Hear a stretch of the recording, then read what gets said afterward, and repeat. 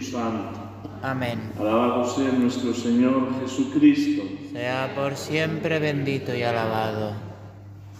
Queridos hermanos, seguimos celebrando la misa de la solemnidad de la Epifanía con las peculiaridades propias de que ya no es el mismo día, pero que nos sirven para ir profundizando cada vez más en este importante misterio de la redención, teniendo en cuenta un hecho histórico, y es que precisamente en la antigüedad era en esta fecha en la que se celebraba el misterio de la Navidad.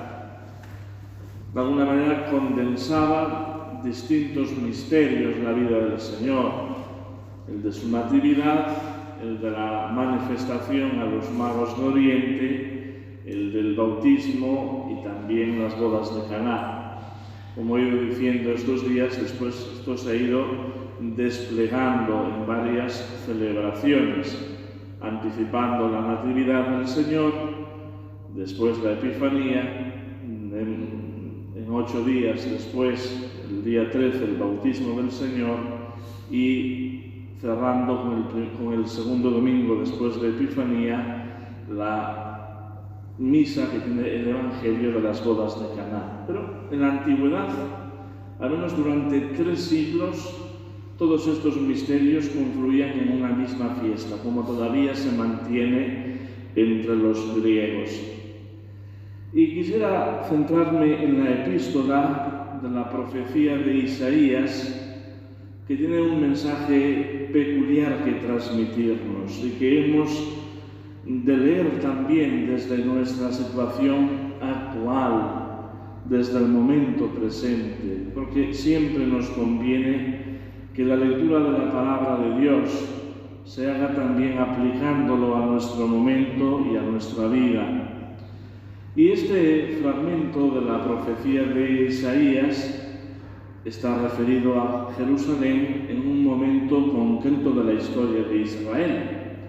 Después de 50 años desterrados en Babilonia, el pueblo vuelve nuevamente a la tierra de Israel, vuelve a Jerusalén. Y el panorama era verdaderamente desolador. La población estaba diezmada, el templo profanado, arrasado, devastado, en lugar de la presencia de Dios. La ciudad por reconstruir enteramente, había que volver a levantarla. Y por tanto era una situación moral de gran pesadumbre, de gran pesimismo. Necesitaba levantarse la moral del pueblo. Y Dios nuestro Señor lo hará por medio del profeta Isaías, con estas palabras contundentes: levántate, Jerusalén. Verdaderamente Jerusalén es imagen de la Iglesia. Y lo mismo que la Jerusalén celeste es la imagen de la Iglesia triunfante del cielo, de esa morada eterna. Nosotros nos fijamos en esta situación del pueblo de Israel y la aplicamos también a nuestra situación actual, la cual hemos de leer no desde la superficialidad de aquellos que no entienden nada, porque están a otra cosa, y a veces la realidad de la Iglesia, de las comunidades cristianas, les suena muy vagamente, o incluso tienen una visión muy distorsionada de lo que la Iglesia es y de lo que debe de ser. Y por tanto, si lo hacemos con profundidad y con ese sentimiento profundo de amar a la Iglesia, porque amamos a Jesucristo, que es su fundador, y porque en definitiva nos sentimos dolidos por una situación cada vez más decadente que podemos palpar cercana a nosotros por desgracia, pues podemos entender también esta misma visión que hoy nos presenta el profeta Isaías, y encontrar verdaderamente en aquel que se nos muestra, que se nos aparece, el ánimo que necesitamos para levantar nuestra moral, para que sea la luz del Señor la que nos ilumine y no que estemos pendientes de otras luces, otras iluminaciones que son falsas y son pasajeras. Y esto, como digo, en ese paralelismo, ¿no? Una situación también, parece que estamos desterrados, parece que nuestra población creyente, bueno, parece y está verdaderamente diezmada. Nos lo dicen las estadísticas, pero también nos lo dicen los bancos vacíos, nos lo dicen los conventos, los seminarios, los colegios católicos. Esa es una realidad. No querer verla es como tapar el sol como una mano.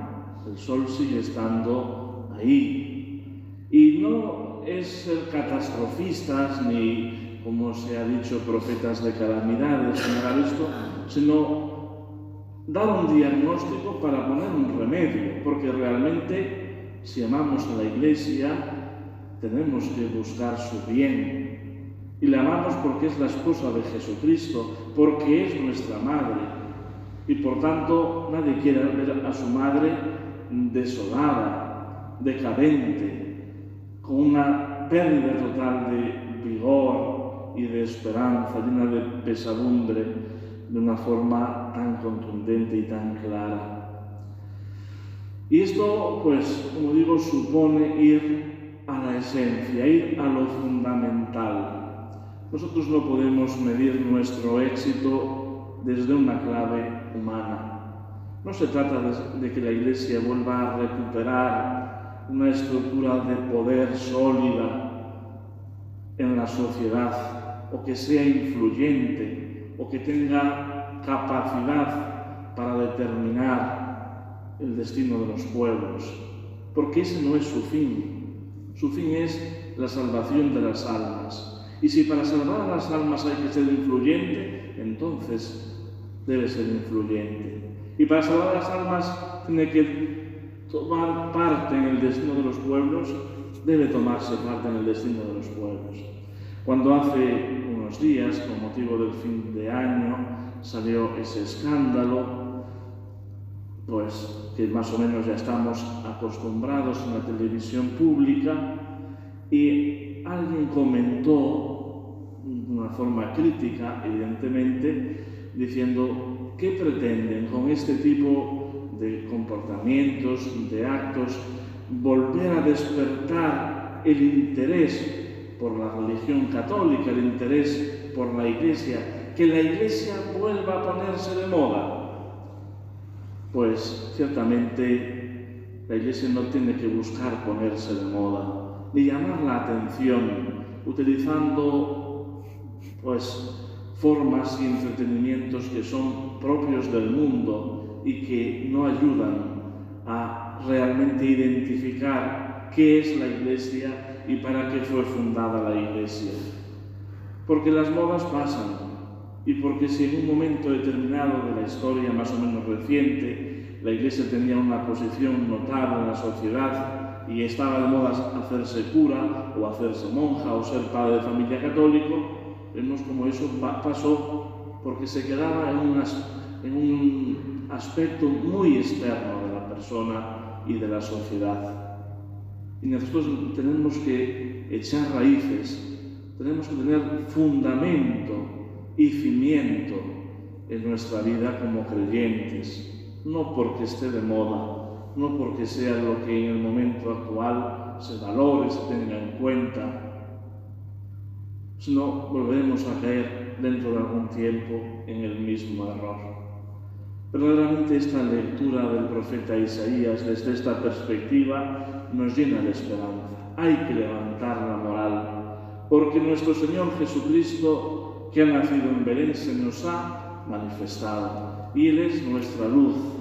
Y un día vendrán de todas las naciones y de todos los pueblos a volcar sus riquezas ante aquel que es, en definitiva, el Rey de Reyes y el Señor de Señores. Y nuestro esfuerzo continuo ha de ser precisamente en esa dirección, en ser con nuestra vida, con nuestros comportamientos, nuestras palabras, nuestras obras, nuestro pensamiento, constructores y edificadores de esta Iglesia que quiere el Señor, no de la que reclama el mundo, que no la entiende, o lo que es peor, que quiere otra cosa, muy distinta de la que fundó nuestro Señor y de la que tiene que ser.